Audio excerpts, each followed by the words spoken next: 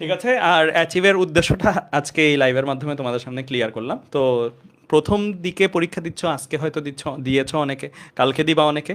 প্রথম পরীক্ষাগুলো দিয়ে নিয়মই এটা কনফিডেন্স ভাঙা, মানে এটা নিয়মই এটা। মানে প্রথম যখন তুমি যে কোনো কাজই প্রথম দিন যখন করতে যাও খারাপ করো না, এইটাও তাই। ধরো প্রথম দিন তুমি ক্রিকেট খেলা শিখতে গেছো, খারাপ খেলবা।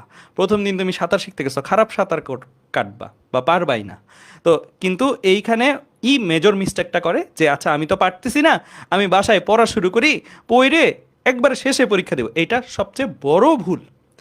পরীক্ষা না দিলে পইরে পরে পরীক্ষা ভালো দিতে পারবা, এইটা অ্যাটলিস্ট আমি বিলিভ করি না।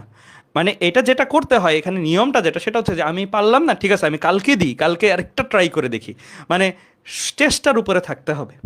আর প্রতিদিনই পড়ার পরিমাণটা এমন না যে তুমি যদি ভাইবে থাকো যে পরীক্ষার এই সময়টাতে আমার পড়ার ক্ষতি হচ্ছে, এটা সবচেয়ে বড় ভুল।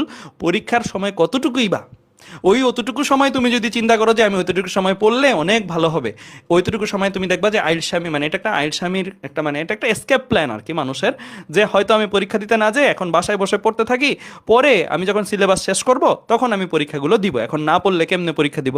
এটা একটা মানে ধরো কি একটা উসিলা, আর কিছু না। তো এই জিনিসটা করবা না।